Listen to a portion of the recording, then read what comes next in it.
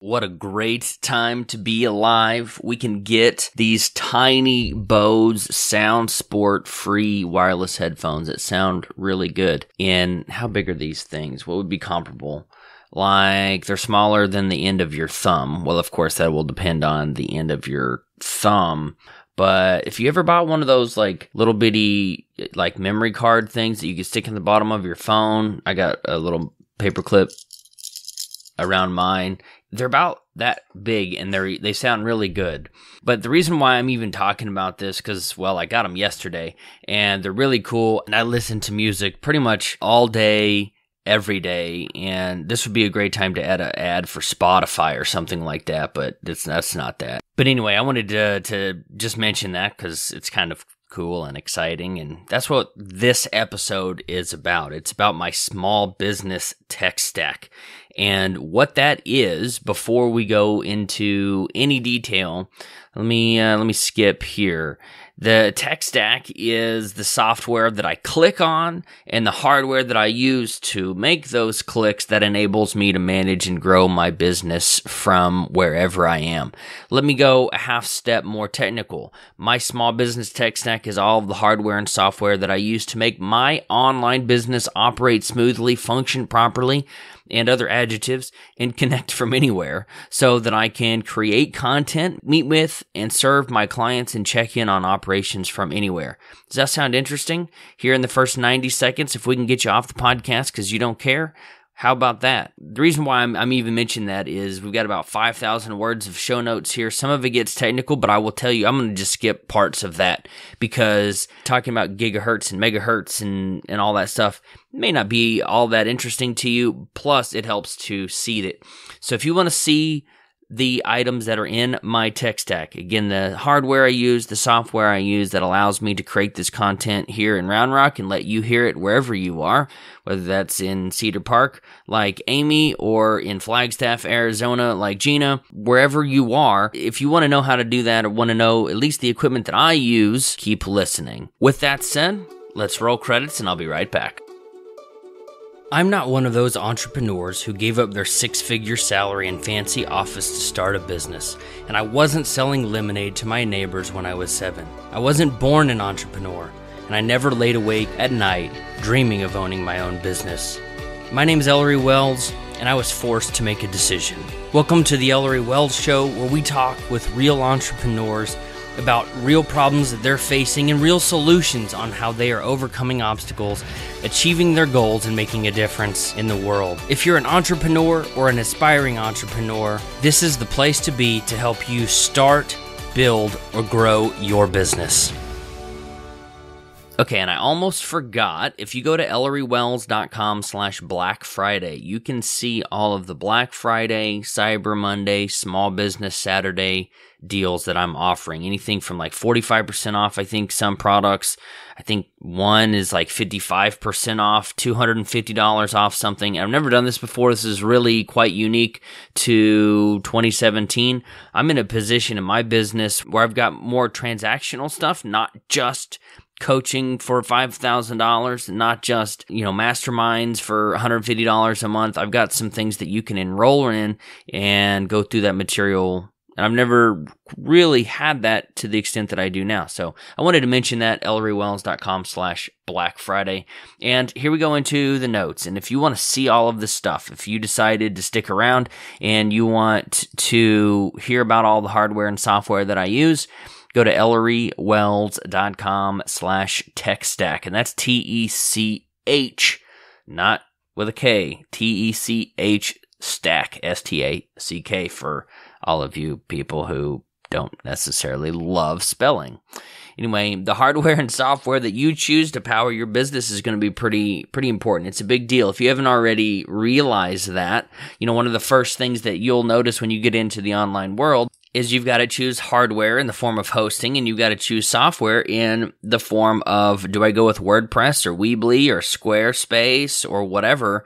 There's a lot of junk out there, and if you choose right, you're set up for future growth and expansion and scalability and all the things that I try to teach here on the show.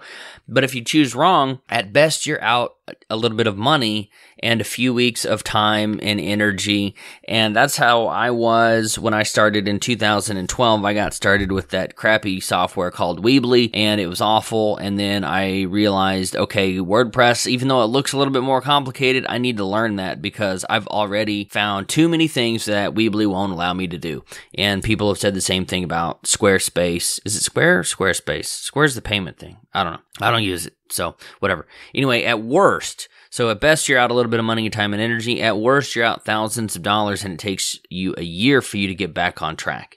You buy something really expensive and you can't get out of it, or you learn that you don't like it, which, as a side note, you got to do your research. You can trust the recommendations of other people, but what worked for them might not work for you. And I'll tell you, what works for me might not work for you as well, but I have tried a lot of different things, and I have experimented with a lot of different things. And that's honestly why people come to me, is because of they trust my ability to vet hardware and software. And a lot of the things that I talk about, if you haven't noticed, are things that we can get technical and we can get into the weeds, but a lot of the things that we talk about on the show, or that I write about on my blog or in our coaching calls or whatever, is stuff that could apply to a variety of hardware and software solutions. Some of it can be more theory. So I gave you my high-level definitions of the tech stack. Let me tell you what Wikipedia says the tech stack is. Well, this is what they would call a solution stack, but for all practical purposes, they're basically the same thing. So here's what Wikipedia has to say. A tech stack is a set of software subsystems or components needed to create a complete platform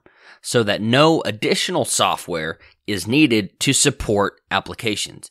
And applications are set to run on or on top of, you didn't see my air quotes there, on top of or run on the resulting platform of all of this hardware and software and apps and everything that comes together to create a solution. And to recap, the tech stack that I'm talking about is literally all of the monitors, the keyboards, the mice, the computers, the microphones that are sitting in my office, or I might carry around with me in a bag, or, whenever I open up my computer and I double click on an icon to open something, or I go into Chrome and I click on a bookmark to go into some software. All of that comes together, that again allows you to pick up your phone 1,000 miles away and listen to my voice, and then go and you click on a link and it goes back to my website, and you're able to click and scroll and hire me and pay me money and grow your business. Okay, that was a little plug for working with me, obviously. But why is a tech stack important? Why should you care? Why would this get you up in the morning, and why is this important to you where you are today?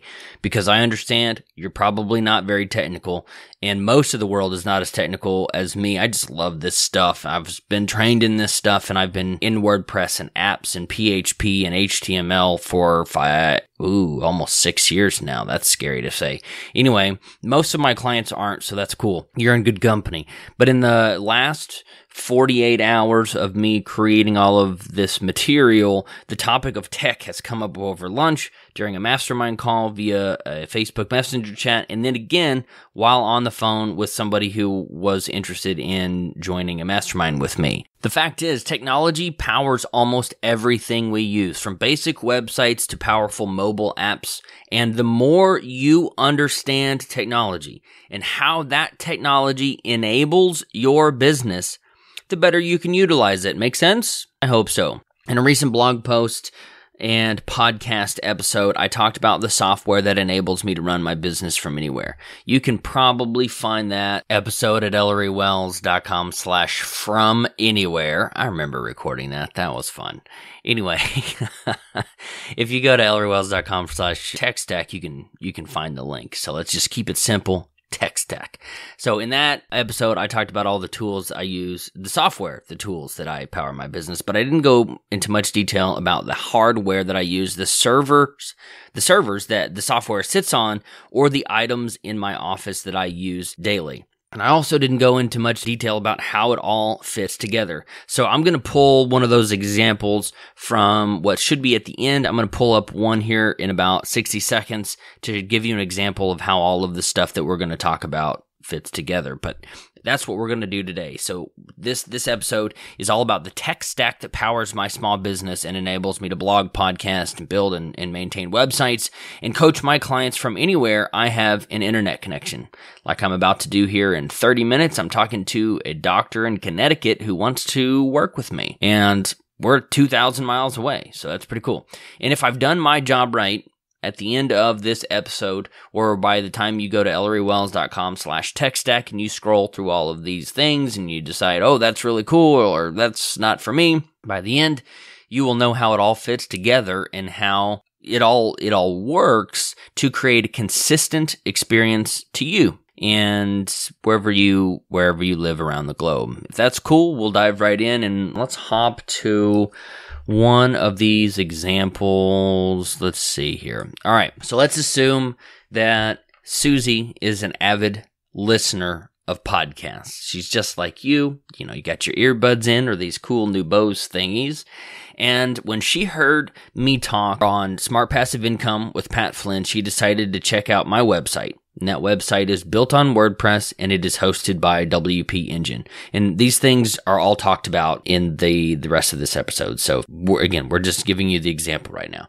She heard me mention the pretty link at the end of the episode, which is on Pat's episode. So if you go to ElleryWells.com/techstack, scroll to the bottom, you'll see a link to that episode with Pat.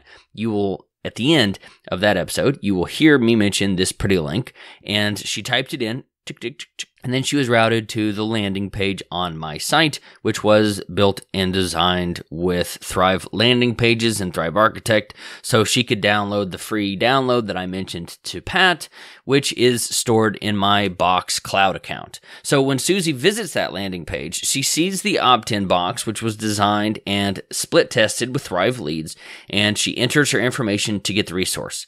After she puts in her name and email, which is being split tested whether or not I even ask her if she can give me her phone number, she receives a confirmation email from ActiveCampaign that asks her to confirm the right email and that she does in fact want emails from me. And after Susie confirms her information, she's tagged as a listener to Smart Passive Income via Thrive Leads in ActiveCampaign. And now that I know Susie loves podcasts, I can send her a link via ActiveCampaign to check out my episode with John Lee Dumas on Entrepreneur on Fire. So she listens to one, I get her information, and I send her the resource, and then I say, hey, you might also like this. How is that cool? Is that cool? Would that be helpful in your business? If someone heard you talk on somebody's podcast or saw a Facebook Live video or heard you mentioned on a YouTube video and they go back to your site, they fill out in some information, click, and they hit send or they hit submit or confirm or whatever. And then a couple weeks later, you're like, hey, you know what? I know Susie was interested in this and here's something related to that. Why don't I send it to her? That's how you build a business. That's pretty basic, right? That's pretty cool. And that's really powerful stuff. So that's example one. And again, where can you find it? Yep. ElleryWells.com/techstack. Way to go. Okay. So let's go back up to the top here. So before we do the hardware, and actually we're going to skip through a lot of the hardware and some of the software because again, we talked about it in the last episode.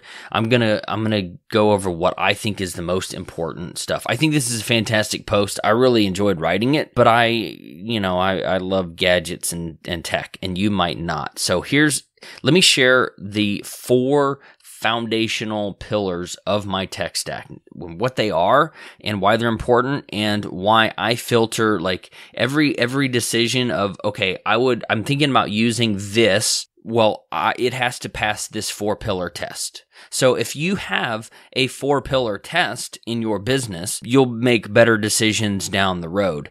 So these are mostly in level of importance. So before I tell you more detail, they're WordPress, Windows, ActiveCampaign, and Android.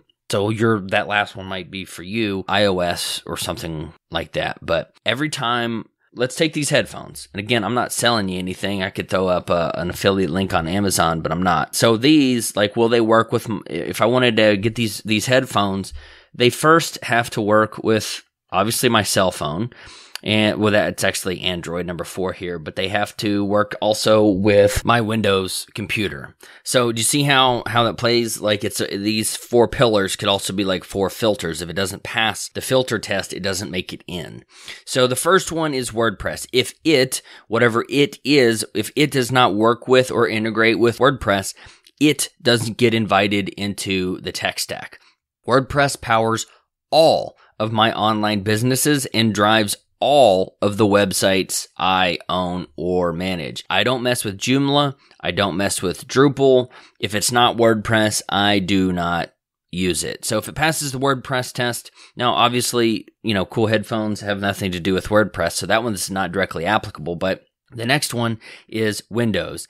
I almost prioritized Windows over WordPress, but I didn't because I can access my WordPress websites from my phone, tablet, and even my Chromebook.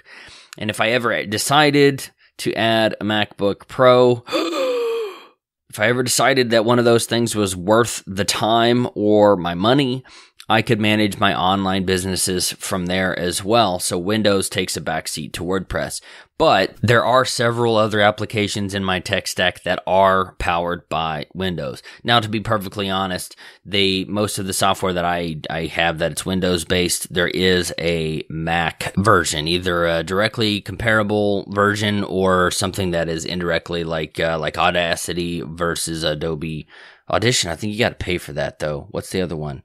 GarageBand from Apple, although after hearing all the reviews, I still think Audacity is the best. Anyway, the fourth one is ActiveCampaign. After checking to see if the software works with WordPress and Windows, every piece of software I use must also integrate with ActiveCampaign, at least in some way. This is the email software that I use to track subscriber activities, measure engagement, and communicate with you.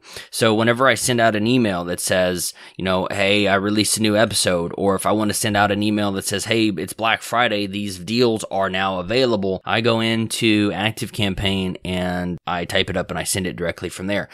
ActiveCampaign becomes more and more popular the more people are using it. And over the last few years, over the past 18 months really, more and more software is integrating with this tool. So things like Thrive Quiz Builder and the web app Thrive Cart, which I mentioned, in the last episode where I was talking about the tech stack and I just kind of like changed my mind while recording. That was pretty cool. I told my wife about that. It's kind of funny. But plugins like Thrive Quiz Builder and Thrive Cart, which 2 different Thrives, by the way, integrate very deeply with ActiveCampaign. And I'm amazed by what I can do when all of this stuff gets used together, and it's really cool. So the last one, the final pillar, of course, is Android. The final pillar is this Android software that I use on my phones, on my tablets. We've got, Android, it runs everything that's not a Windows computer.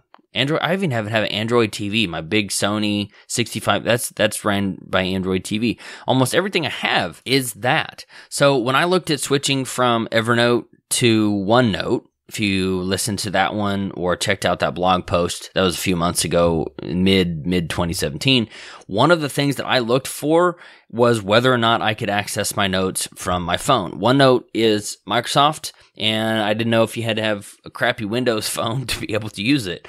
And on top of that, when Evernote restricted my access to 2 devices, that was the final straw. And 2 of those devices was Android tablet, Android phone, and my Windows computer. Again, my tech stack, it all weaves together. So any app that wants to earn a spot in my small business tech stack has to be accessible via Android, and it has to work with ActiveCampaign, and it has to work with Windows, and of course, WordPress in reverse order.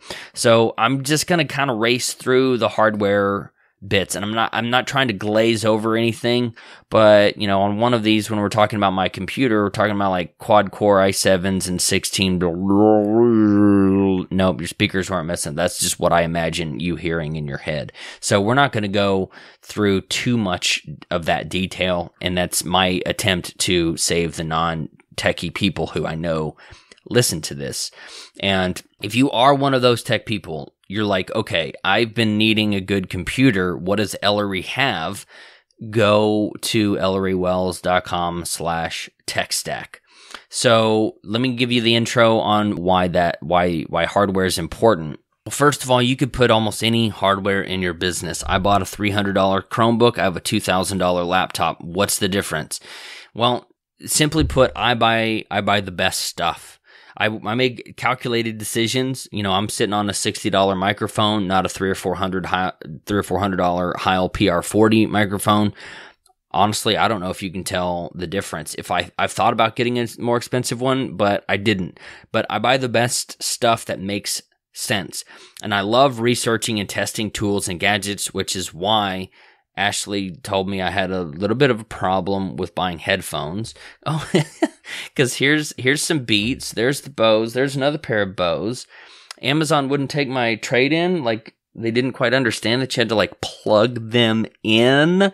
So we got some Logitech Ultimate Ears back. I've got some headphones that work with my PlayStation 4 in there. So anyway, I love testing new tools and gadgets. So I do my homework and then I buy the best, even if that means I have to save up for it or wait a little bit longer, like I did with my Canon 80D. But here's the list of that hardware and a brief explanation of the things that I talk about, why I use it and how it integrates with everything. Okay, these are, I believe, in pretty close alphabetical order. The other ones in order of importance. You know, with WordPress being on top, these are just alphabetical order. I already mentioned the ATR 2100. This is a $60 microphone. Let's be honest. If you're doing any sort of recording, voiceovers, webinars, anything, oh man, I bought software the other day, and it wasn't all that expensive software. It was one of those Sumo Me deals. And I go to the website and I click on the video, and the guy is like either if he's using the onboard microphone on his computer, he's probably standing about 4 miles away from it. And I'm like, you're wanting to sell this big expensive software and you can't drop 50 bones on a freaking microphone? Come on. Audio is just as important, if not more important, than video quality in video. Isn't that weird?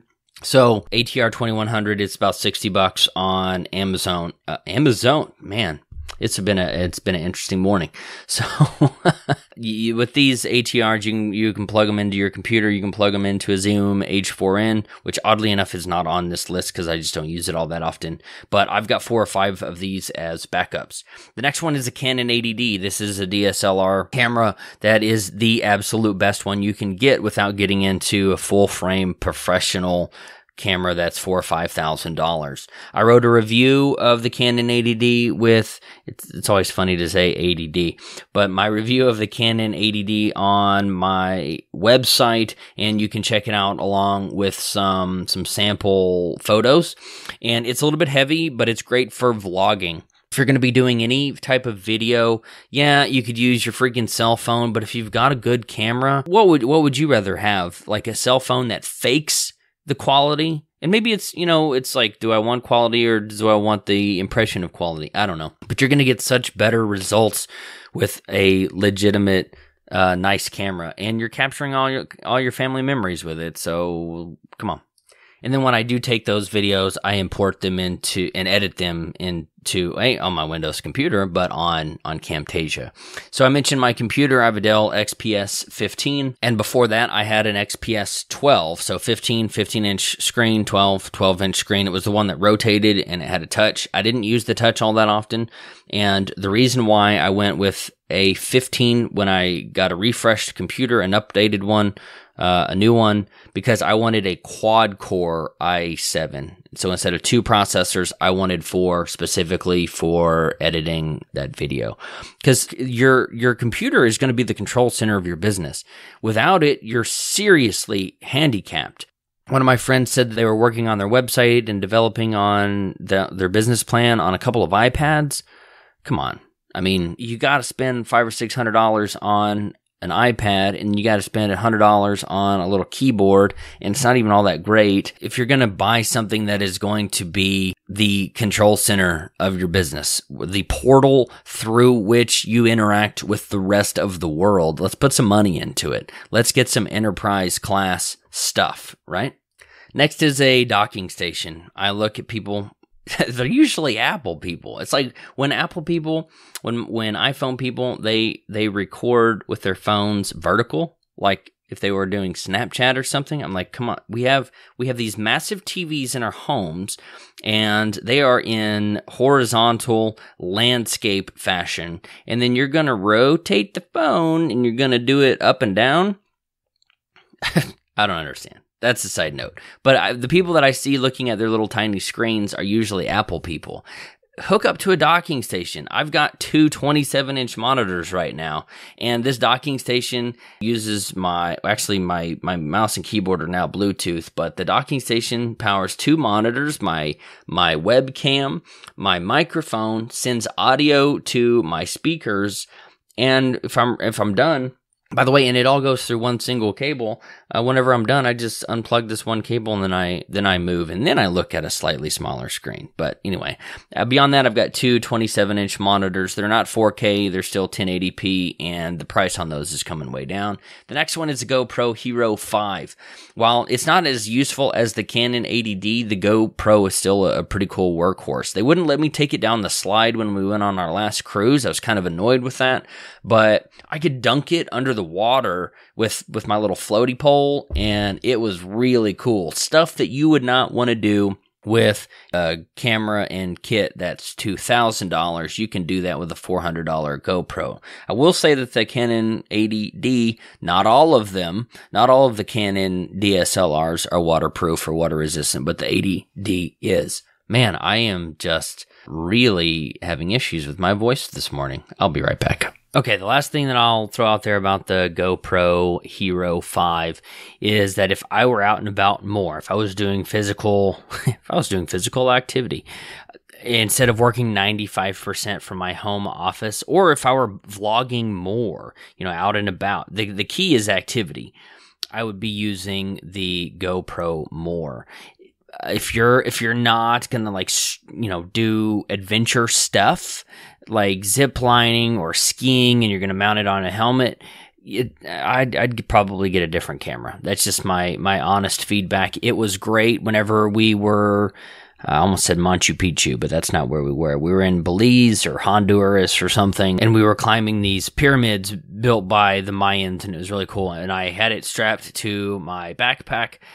If you're doing that kind of stuff, the GoPros are great. If you're not, go with a DSLR camera. The next thing is Green Geeks. We've talked about Green Geeks before. This is the web hosting company that most of my websites sit on. I mentioned why I switched to WP Engine. So I know ElleryWells.com is not on Green Geeks, but they own servers that are powered with solid-state drives. Those are the really fast ones that make your computer really fast and really expensive. They've got great support.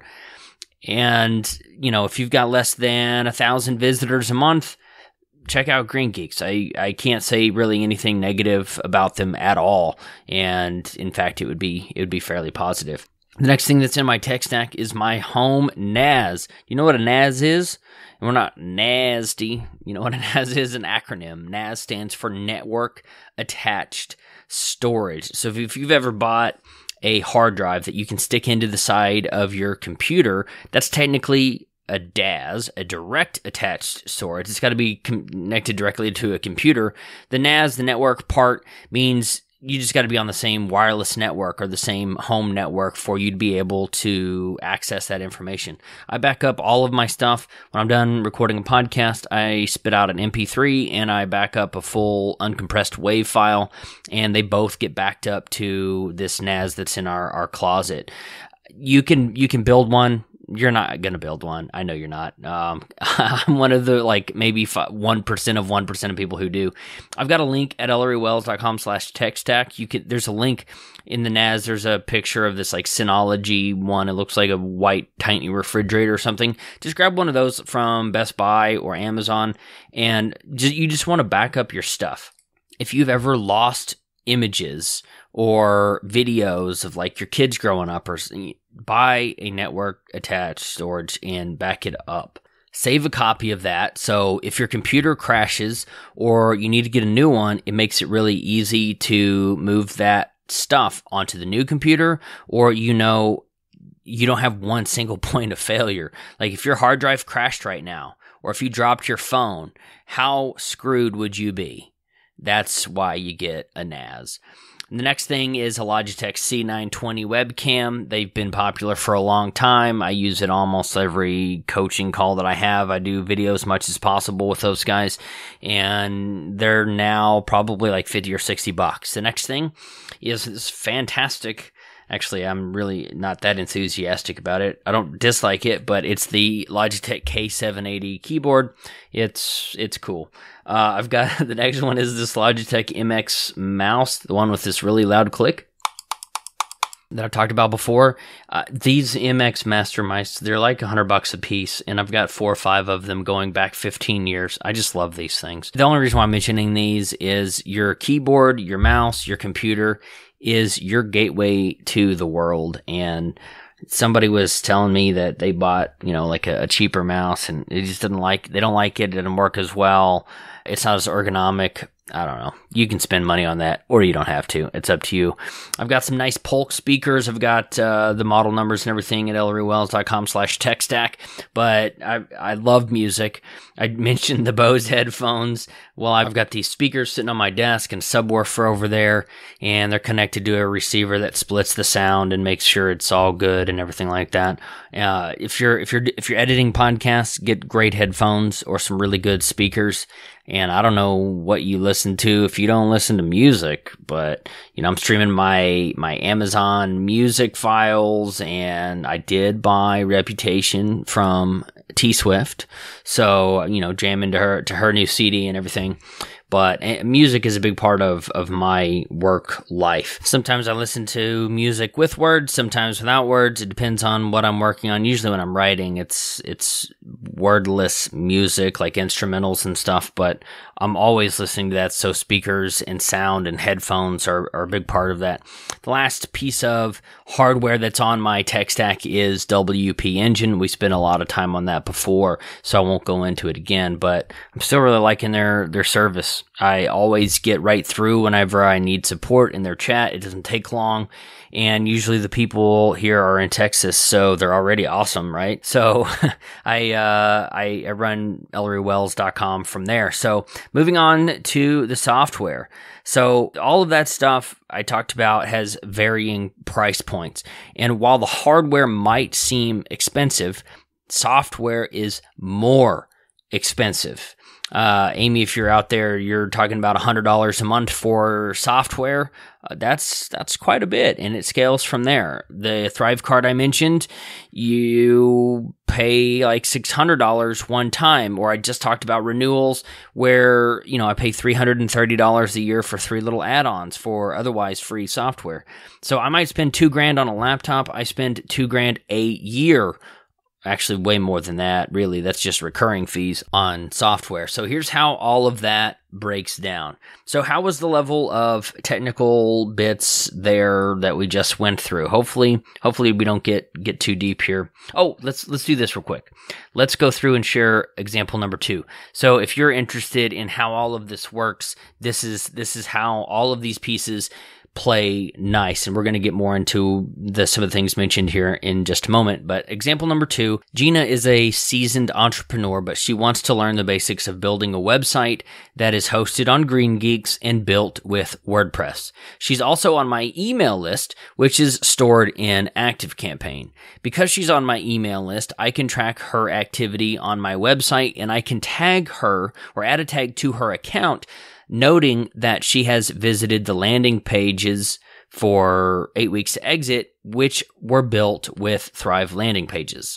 So I know she's visited, I know she's seen it, so I'll send her some targeted emails. I'll say, hey, I know you checked this out. What kind of questions do you have? Let's talk about this. So after sending Gina a few of those emails about the value she will receive if she enrolls, she decides to sign up. So when she clicks on the Enroll Now button on the landing page, she's taken to Thrivecart to complete her purchase. Before she finishes checking out, I've set Thrivecart to ask her if she wants to spend just a little bit more money, which is an upsell, which we talked about in the Entrepreneur's Dictionary. So I asked her if she wants to spend a little more and sign up for one of my coaching or mastermind groups so she can get the best bang for her buck and have the best chances of success. Well, she says no thank you, and completes her purchase.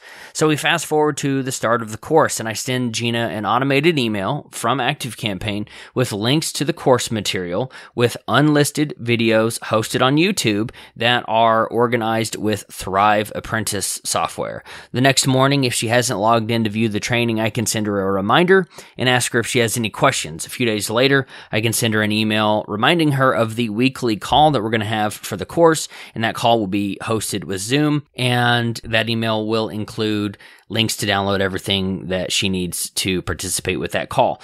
All of that is automated with ActiveCampaign and was triggered the moment she completed her purchase with Thrivecart. How would you like to be able to do that in your business? Someone makes a purchase, a tag is added, and when that tag is added, all of this other stuff can happen. Would that be of value to you? I suspect so, and that's what we talk about in coaching and masterminds. All right, software time. Let's dive right into that. The first one, ActiveCampaign. It's one of my pillars. We've talked about it. Don't need to go into any more detail. If you have questions, just let me know. The next one is Amazon Music. We talked about that, pumping through my Polk speakers or through my Bose headphones. I listen all the time. I am currently recording this directly into Audacity through my ATR 2100, and Audacity is free software that I use to edit all of the audio for my podcasts. And even whenever I record a video, like with Camtasia, I will export the audio, clean up the audio because Audacity is better at it than Camtasia, and then re-import that audio back into Camtasia so that I can deliver the best quality audio product. Because remember, audio is just as important as video in videos. Surprise, surprise. The next thing is Box. Dropbox sucks. It's just awful software. It accomplishes a goal, but Box is better. Box has a great UI, and it's easy to use, and I use the desktop app on all of my computers to back up all of my files to Box's cloud. So I mentioned before that I back stuff up to my NAS, my network attached storage. Well, all of those files are actually stored on my computer first, automatically backed up to Box, and then manually set over to the NAS. Now, if you were to buy one of those things that I suggested that you get at Best Buy or Amazon, you could have that software that comes with the software that comes with that hardware to automatically back that stuff up so you don't have to do it manually. I do it manually. I built my own. I didn't like the software, so surprise, surprise, I did it myself. So anyway, whenever you opt in for one of my lists, I use Box to host all of the downloadable resources that I send my clients and subscribers. So if you've opted in for any of my free downloads, I sent you a link to access a file that's actually stored in the cloud in my Box account instead of having those files stored on my WordPress installation. There's a lot of reasons for that. Not going to get into it now. If you have any questions, this would probably be a good time to tell you. You could buy the How to Start Your Professional Podcast for $200 or less. I think I go into that there. But anyway, it's not stored on WordPress. The next piece of software that Calendly, guys. If you are going through the headache of scheduling meetings or client calls manually, stop right now and sign up for it is free to use Calendly. Stop giving yourself and your clients that headache. My clients have scheduled thousands of meetings over the last 5 years, and 99% of them have been done through Calendly. It means even when I go to lunch with one of my clients that's here locally, he also uses Calendly. So when we're trying to figure out time to go to like Mesa Rosa or Greenhouse, guess what? We send each other Calendly links. So it's so much easier. I won't harp on that, but it does connect right with Google Calendar, and it's great. We talked about Camtasia. I tried using Adobe Premiere, and I was awful at it. I not only wasn't interested in paying the price Adobe was going to charge, but for the improvement that I was going to get, I just decided to continue using Camtasia. And again, I use that software, Camtasia, that is, to edit all my videos and add pre-roll footage and credits and all that stuff before I upload a video to YouTube. The next thing is the Chrome browser. Guys, if you're still using Safari, Safari sucks. Why are you using that crap? Chrome is free, and you most likely have a Gmail account anyway. With Chrome, if you open up something on your computer, on your phone, or vice versa on your computer too, and you're looking for it, and then you switch devices, you put your phone down because you're not dropping a deuce anymore, you get back to your desk and you're like, okay, I need to pick that back up, but your boss is looking, you don't want to grab your phone. So you go up to your Chrome browser and you go to your history tab, and then you go to recently closed or recently accessed if you've logged in on multiple devices. So I can see the browser tabs that are open on my tablet right now, on my phone, and the ones that I have closed recently. So Chrome is great. Safari sucks. Microsoft Edge, the new one, I don't know. I'm kind of indifferent about it. Cloudflare as a CDN, I used to use Key CDN. I used to recommend them, but they raised their price to something that I was not interested in paying, so I started using Cloudflare. They have a free DNS service, which WP Engine does not do. So I had to do something, and a CDN with Cloudflare was able to handle that. And what a CDN does is it makes your website faster by spreading your data around the globe to regionally specific servers. So it's not necessarily a mission critical piece of software, but it does provide a fair amount of value, especially at the price point of free. So it takes let's say you had to drive an hour to go and get something every day, and you got tired of that commute and you couldn't do anything about it. It was always an hour. Well, what if somebody put a distribution point right next to your house and another one like 3 or 4 miles away, so when you're at work you could access it there? That's kind of what that's what a CDN does. When I'm talking about spreading your data around the globe, it puts these servers literally closer to you, so the number of seconds or milliseconds between your computer, your browser, and where that data is stored is physically closer. So if you are here in the United States and you are trying to download a file that was hosted in Australia, it may be fast. It'll depend on your network, your device, and their network and their hardware, but it probably, all things being equal, it would take you a lot longer to get access to that data than if that server was in Dallas. So that's what we're talking about with a CDN. The next thing is Easy Digital Downloads. It's a free plugin, and I would probably recommend that you start there. But as we talked about with the software episode by Thrivecart, it'll save you a lot of money in the long run. But Easy Digital Downloads is still an important part of my e-commerce business. So can't really say anything bad about them. I think perhaps over the last few years, they've lost some of their value on the high end as other services have become available. I don't know if that helps you where you are, but I used it. I got started there. Can't say anything bad about them. But once you go into more complex solutions, you'll end up paying a decent amount of money to get add-ons for Easy Digital Downloads. So the next thing is Facebook groups and Messenger, our private community for my coaching clients and mastermind clients. And yes, the people that are in 8 Weeks to Exit, they're all in there, and they chat all the time, and they share their wins and talk about where they're from and have lunches and buy each other's products. It's awesome. I love it.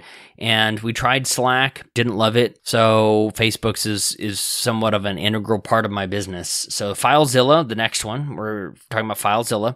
That is the software. It's a free app for your computer that allows you to get into the back of your website, like the back end of the back end, like your file structure, via FTP, which is File Transfer Protocol, if you remember that from the Entrepreneur's Dictionary episode. And I also use FileZilla to move files between my computer and the NAS, the Network Attached Storage. Don't laugh at me. That's all right.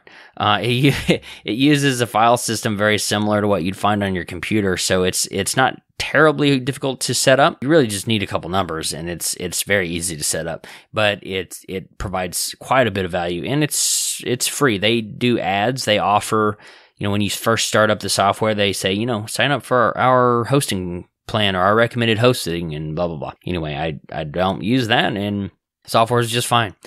So the next one is Google Voice. So when you start a business, you might not necessarily want the world to have your personal phone number.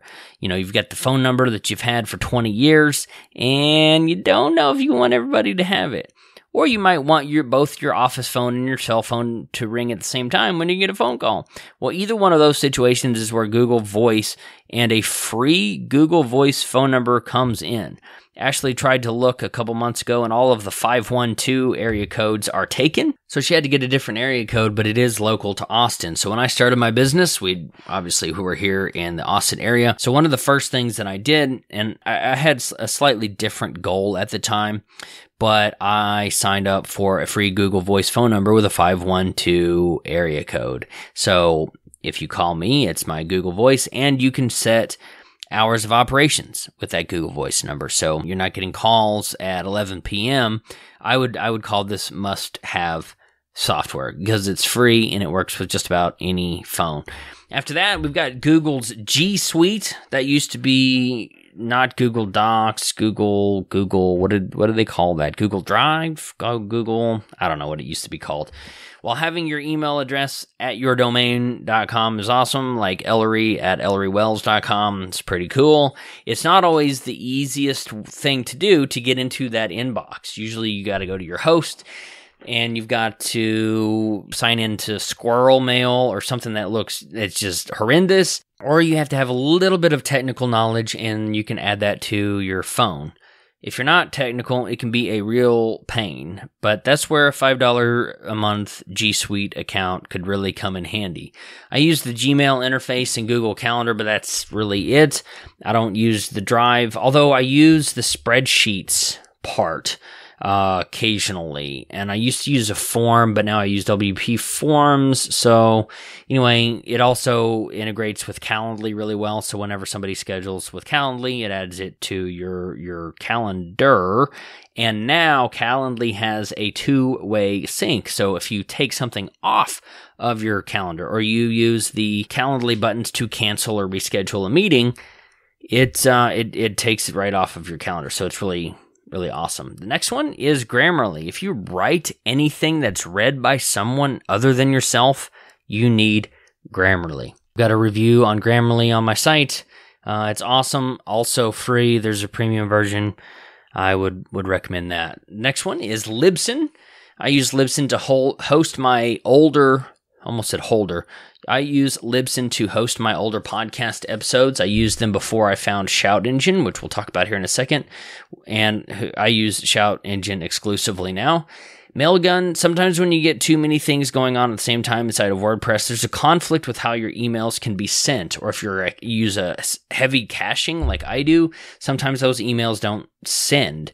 Mailgun will help you fix that, and it's free for like 1 million emails a month or something ridiculous. So I use like 50 of those. They're very transactional, blah, blah, blah. Go to ellerywells.com/techstack for more information on that. Then I use Microsoft Outlook, Word, Paint, PowerPoint, and OneNote. Probably have heard of those pieces of software. No additional details to add there. I will say that the Grammarly Premium add-on makes those things even better. So if you want to, check your spelling and grammar and all that, it works. It really helped me when I was writing exit strategy, and when I get to that point with growth strategy, it will be something that I use pretty heavily. Optimize Press, although this software has definitely taken a backseat to Thrive Themes, Optimize Press plays an increasingly small part in my business now. But if you want landing pages, or if you want a membership site for less than $100, I think it's $97, you can get a 3-site license with tons of templates. For a while, I was paying the $17 or whatever a month for the club membership, whatever that is. And I honestly think Thrive Themes, while the $100 is cheaper than the $228, $230 a year for Thrive Themes, if you're going to do the club membership, 17 times 12, I'm pretty sure comes to like $228. It's about the same price. So PayPal, if you're going to accept payments, the lowest barrier to entry to accept payments online is with PayPal. But I use them as little as possible. I hear horror stories all the time where PayPal has kept people's money. So for some of my high ticket items, I don't even offer a PayPal option because I don't want PayPal to keep my money and I need it to do something with that money that you just pay me. So I'd really just go with Stripe. And if you have invested in Thrivecart, they both work just fine.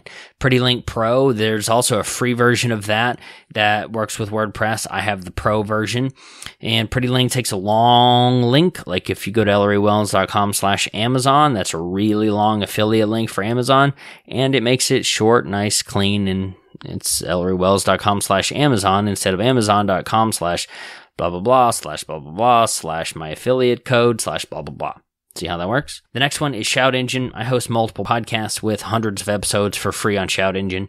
Since I back up and store all of my original MP3 files and WAV files on my NAS, if I ever needed to move them to a new podcast host, I could. But so far, I've been using them for about 2 years, I think, and I haven't had a single problem, even though they say they're still in beta. So if you can listen to this, if you can hear me, Shout Engine's doing a great job. All right, we're part of the way through, about halfway through the software, and this is a little bit longer than I expected, so sorry, not sorry. Hopefully this is valuable. And again, if you want to skip ahead or skip to, certain things, just go to ElleryWells.com/techstack. So after Shout Engine, we've got the Smart Podcast Player. That's from Pat Flynn. Pat's Podcast Player, say that 3 times, is great, but the support is also really, really fantastic. And that allows you, I chose this one out of all of them because it allows you to go and increase the speed at which you listen to my podcast if you want to. I think I'm talking kind of fast right now, but I don't know if I was at the beginning of the episode, so you might want to speed that up. Stripe. I have no bad things to say about Stripe as a payment processor. I don't know that I was actually on the phone with them at one point. I might have been. I can't remember. This was several months ago, but they were great. Actually, I did call them. I was on the phone. So you can actually get somebody on the phone, which is sometimes rare in today's world. But Stripe's great too because they integrate with WooCommerce. It integrates with Thrivecart. The add-on for easy digital downloads is like $80 a year. I don't know. It's up to you. So the next one is Thrivecart. I've driven you to either tune me out around Thrivecart or convince you to buy it. So I won't talk about that. Thrive landing pages, Thrive theme software. It's great. It's really good. Their support is struggling right now because they've grown so fast in such a short amount of time, but I really like what they're doing. Built-in split testing, everything with Thrive leads, Thrive themes. It's all pretty solid. Here's an interesting tip. I've talked about image optimization and how to make your site faster in the past. So whenever you have a Thrive themes installed and activated on your website, like I do now, when you upload an image, it automatically optimizes and compresses that image. But what I didn't know is all of the other images, like when you upload one image, WordPress automatically creates like 5 or 6 other images to go along with it that are different sizes. 99% of the time, those images aren't even used, but they're still there. Thrive Themes optimized those as well. I was like, that's cool. So it makes your website overall just that much faster. Windows, I'm a Windows guy. Yeah. Microsoft gets a bad rap. And I don't necessarily know why. Apple does stupid stuff too. Do you remember like in 2008, 2009, one of those iPhones that came out and they told you to hold your phone differently because your hand was interfering with the antenna? Come on. Apple does plenty of stupid stuff, but they've got some loyal groupies and you might be one of them. Anyway, WooCommerce, we talked about that as another freemium plugin for WordPress that allows you to sell your products online, free Stripe integration. And I think I would probably go with that solution if I were starting all over again. WordPress, yep, I'm a big fan now. WP Forms, this is the form builder that I started using maybe about a year ago, and it makes all the other ones look bad. The form builder inside WordPress is awful. It's complicated. It's hard to edit. It's not great. WP Forms, pretty solid. And it keeps getting better. So I've got affiliate links if you'd like that at ellerywells.com/techstack. WP Rocket, there are a lot of caching plugins out there. WP Rocket is one of them, and I think they're the best. YouTube, I host all of my videos on YouTube. It's free. I will say that over the last 3 or 4 months, I've started hearing more people talk about the compression rate of YouTube. Like if you watch nerd stuff on YouTube, like you've probably seen Linus, his name's Linus. I don't know, Linus Tech Tips, and they were talking about they shoot their videos on like no joke. This camera's like $50,000. It's like a red 4K, 5K, 8K camera, and they were talking about the compression rates. So whenever you're talking about how good a nice 4K TV is, or how good the quality of something is, lately there's been an increase in these disclaimers saying, yeah, you can't see this because of the YouTube compression. Anyway, YouTube, it's still pretty great. I use some of my videos on there are monetized with ads, some of them are not, and I use unlisted videos to add that video content to most of my training material. Zapier, it's middleware that connects two pieces of software. I use it for a lot of stuff. When you're new, here's an example. When a new coaching client or a new coaching applicant schedules a meeting with me to review their application, they submit their information via a WP form.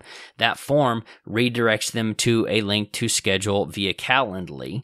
Actually, it triggers something in ActiveCampaign, and I email them a link to schedule in Calendly. But when they book the meeting, that information is sent to Zapier, which then sends the information back to ActiveCampaign, which adds a tag saying they have scheduled their call. So if they don't schedule their call, I can follow up. Hey, let's talk about this. Hey, let's talk about this. If they do schedule their call, I don't email them again. That's pretty cool.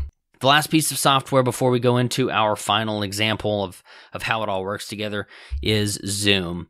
And you've heard me talk about my friend Mark Maloney in Canada, as if there's another Mark Maloney that I talk about anyway. So you've heard me talk about Mark. He asked in his coaching group, which software do you guys use? Do you prefer Zoom, Skype, and then there was something else? It was like 90% of the people liked Zoom. So I'm not the only one that uses Zoom for coaching and mastermind calls. It allows me to see video from the other person. I can mark and highlight on their screen, and I can record all of it. There's a free version for calls for up to 40 minutes. That actually might be a good way to say we've got a hard stop at 40 minutes. So you got to get all your stuff in. You got to get all of your things we're going to talked about in 40 minutes. But I pay for the entry-level paid version, which is about $100 a year. I think it's like $112. And Zoom, the video quality is not fantastic, even though I have a 1080p camera, but it's easier to use and allows that one-click recording that Skype by itself and Google Hangouts by themselves do not allow. So here's how it all works together. And I know I just shared a little bit about how you can do things with Zapier. Let me continue pulling back this curtain a little bit further to show you a third example of how this hardware and software in my tech stack work together to create what I think is a fairly robust business infrastructure. So here we go. The third example here is using my Dell XPS 15, my computer. I wrote this post in OneNote, and as I mentioned before, I am recording through my ATR 2100 directly into Audacity, and when I'm done, I will paste the post, or I did paste the post as plain text into a blog post in WordPress. So there I format with headings, bullets, etc., and get it ready to publish while I review it with Grammarly. In iTunes, which is not really on my tech stack per se, because there's other software that does it, and I only use iTunes for this. That's where I add the ID3 tags and save the MP3 file with the image. Again, you're not uploading anything to iTunes, guys. It's all in your WordPress and your podcast host, and then you just submit a single URL one time to iTunes. So I will use Yoast SEO, which is a free plugin for WordPress, to make sure all of my SEO is done and gets the green light. And I just mentioned record the podcast with the ATR 2100, and I'll export that as an MP3 and as a WAV. The WAV file gets backed up on the NAS, and I do that with FileZilla, and the MP3 gets uploaded directly to Shout Engine. And the direct download link from Shout Engine is then added to my WordPress post with the Blueberry PowerPress plugin, and embedded with the Smart Podcast Player to make it look better. And after I publish it, after I publish the post with a pretty link / text stack, then I'm ready to go. And then in ActiveCampaign, it will automatically check my RSS feed and send an email to everyone on my list who has asked me to notify them when a new post or podcast episode is published. That's a lot of P words. You try saying that without messing up. Anyway, all of that, except for the recording of the audio, which I'm doing at this very moment, which I prefer to do here in my office upstairs, all of that was done on my Windows laptop. Well, I'm not sipping a beer on my back porch yet, but I'm about to. As soon as I'm done recording this, I'm actually going to edit this outside because I want to be outside. It's a great day. I was on the phone with a coaching prospect, and we were talking about the weather, and I said, "Hey Google, what's the temperature?" And it's like, it is 74 degrees, and that's awesome. So I'm going to go outside, and that's the power of having a great tech stack that makes everything work together. Was this complicated? Abso-freaking-lutely. Did I ever think this would take longer to go through than the Entrepreneur's Dictionary? Not a chance, but it was fun to write, and hopefully you have found it helpful. If you have, please reaffirm my insecurities and send me an email at Ellery. It's that time. I don't know how long this podcast will be, but I have been recording for over an hour, and actually it's taken me like 5 hours to do this because of the other things that I had to do today. So I've been talking a lot, and my tongue is tied. So if you want to reaffirm my insecurities about the value of going into this much detail in an audio-only format, send an email to Ellery at ellerywells.com and say something about the tech stack in the subject line. So, to briefly wrap up, I hope this does paint a clear picture of how my tech stack allows me to work from anywhere. And I'd love to get that comment from you if you found this helpful or not, or what other kind of information you need. I'd love to hear that from you because, as I mentioned before, this topic of how things work together has come up multiple times, and I don't really see a whole lot of people talking about this. I love the tech, I love the gadgets, and most people only focus on that. I think it's important to pull back. Not only pull back the curtain, but pull up and give you a higher bird's eye view of just how it is an ecosystem. Working on the laptop, picking up something on my phone, working here in my office, going outside, or from a conference or wherever, and just how it all fits together. So thank you for listening to this episode of the Ellery Wells Show. I need to drink some water because I am going to lose my voice and I have an event this evening, so that's going to suck. It's going to be interesting. So I hope you're having a wonderful day. From Mountain Rock, Texas, I'm your host, Ellery Wells. Go do something amazing.